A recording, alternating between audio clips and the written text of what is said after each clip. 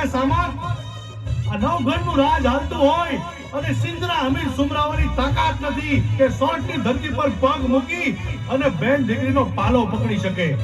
પણ આ જાહલબા એવું તે શું બન્યું કે તમારે આ સોરઠ મલક મૂકી અને સિંધમાં જવું પડે?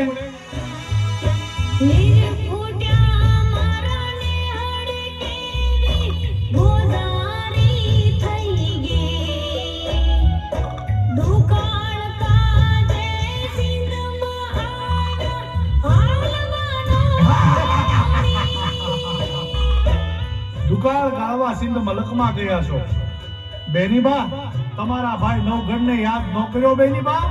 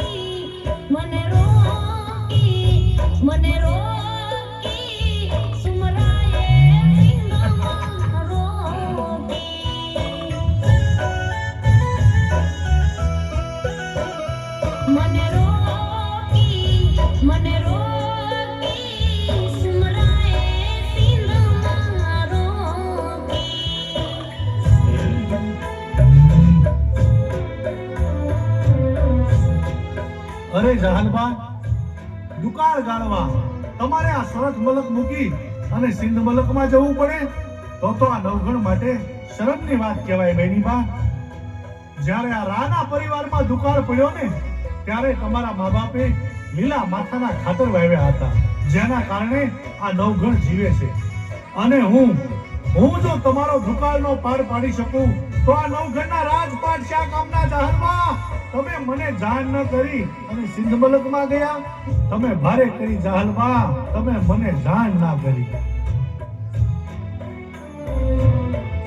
નવઘણ, આજે હું આ સંદેશો તને એટલા માટે લખું છું કે આજે મારો ભાઈ ઉગો જીવતો નથી, પણ જ્યારે એ જીવતો હતો ને ત્યારે રાજના સિપાહીઓ તને મારા ઘેર લેવા આવ્યા હતા. સાથે મારા બાપુએ સંદેશો મોકલ્યો હતો કે આય રાણી રાહ રાખીને વાત કરજો. અને નવઘણ, તારી જગ્યાએ મરવા માટે મારી માએ મારા ભાઈ ઉગાને તૈયાર કર્યો હતો. તેદી મારી માને રડતી જોઈ મારો નાનો ભાઈ ગોઠણ જવડો પણ મરદનો દીકરો હો, તેદી મારી માને કીધું તું કે માં રડતી નહીં, સાની રહી જા. રાજા નવઘણને ઉગારવો એ તો આપણી ફરજ છે. આ નવઘણને ઉગારવા માટે આ એક ઉગો તો શું, આવા હજારો ઉગા કુરબાન છે. તો વિચાર કરી લે નવઘણ, તું તો અમારા આશરે હતો, છતાંય તને બચાવવા માટે મારો ભાઈ ઉગો પોતાનું મસ્તક કપાવી નાખતો હોય તો હું તો એની સગી બેન છું. મને બચાવવા માટે તો એ આખું સિંધ સંધરાવી નાખે.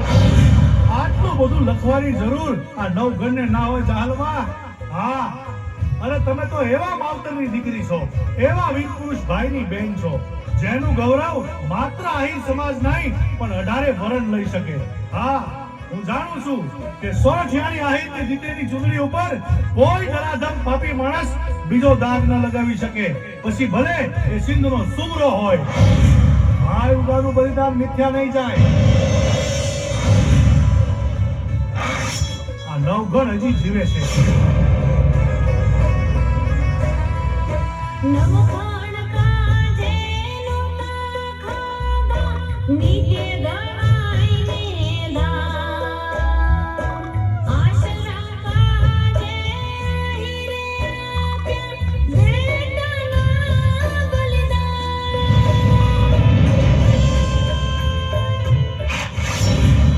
અરે જાહલબા, આ નવગણના રૂપમાં ભાઈ ઉભો છે હો.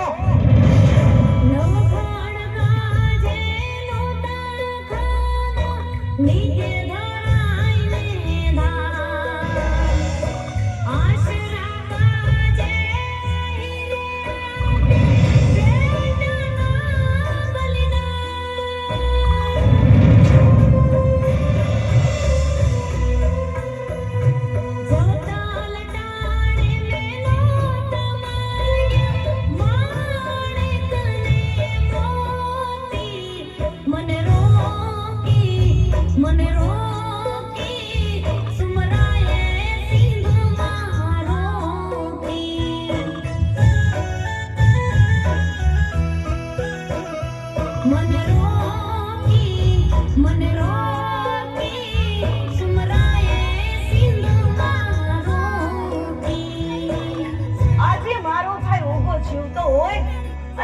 ખબર પડે કે એની બેન જાહલનો કોઈએ માર્ગ રોક્યો છે તો એ મરદનું ફાડ્યું ચાલ્યું ના રે હો.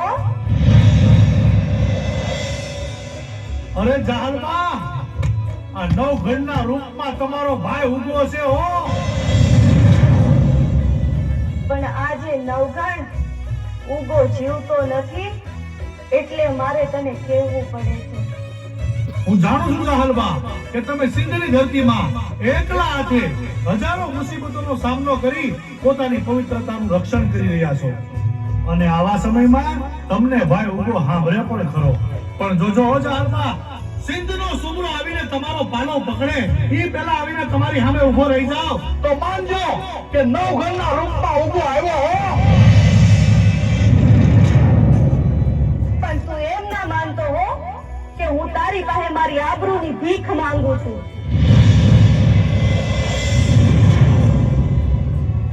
પણ આ તો તારી ફરજ છે એ હું તને સમજાવું છું. વેલો આવજે. હે ગરવા ગિરનાર, હે મુરલીધર મહારાજ, મારી બેન જાહલને થોડી હિંમત આપજો. કારણ કે આ સોરઠ મલકમાંથી હું સિંધ મલકમાં બેન જાહલની વારે જાઉં એટલામાં મારે આડો 12 ગામનો ખારો સમુદ્ર આવે છે. એ સમુદ્ર પાર કરવામાં મારે કદાચ મોડું પણ થાય અને બેન જાહલની ધીરજ ખૂટી જાય અને કાંઈ અજુગતું પગલું ભરે અને જો જીવ કાઢી નાખે તો આ નવઘણના કપાળમાં કલંકની કાળી ઢીલી લાગી જાય. એટલા માટે ગરવા ગિરનાર, જીવનમાં પહેલી વાર તમને એટલું વિનવું છું કે બેન જાહલને થોડી હિંમત આપજો. હું આવું છું બેન જાહલ, તારી વારે આવું છું. આજનો સૂરજ થમી જશે તો જગને થાશે રાત. વીરાની વાટે વખોડા ઘોળશું, કાઢશું મારા પ્રાણ. નહીં જાહલબા, એવું નહીં થાય. ભરોસો રાખજો આ ભાઈ પર. અરે તમે તો એવા મરદ માવતરની દીકરી છો. એવી જગદંબા જેવી આયરાણીના ખોળે અવતાર લીધો છે કે ભયા દરબારમાં તલવારની અણીએ જેની આંખનો ખૂણો ભીનો ન થયો હોય તમે એનું સંતાન છો. તમારે ઝેર ન પીવાનું હોય. હું આવું છું તમારી વારે. આજનો સૂરજ થમી જશે તો જગને થાશે રાત. વીરાની વાટે વખોડા ઘોળશું, કાઢશું મારા પ્રાણ. હું આવું છું બેન જાહલ, તારી વારે આવું છું. રાહુલ કેળાવેલા પધારો, બેનને આશા મોટી. મને રોકી સુમરાએ સીમા રોકી.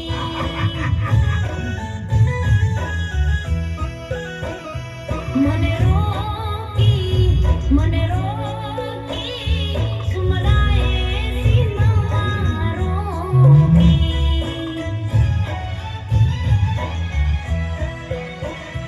સુમરાએ સીમા રોકી.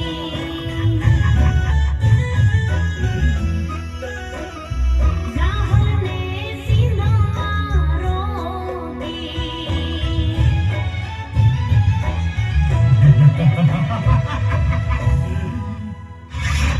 સેનાપતિ, મારું 13 ટુકા લશ્કર સાબદું કરી સિંધના પંથે રવાના કરો. હવે તો સોરઠની ધરતી પર પહેલો પગ બેન જાહલ મૂકશે, પછી જ નવઘણ.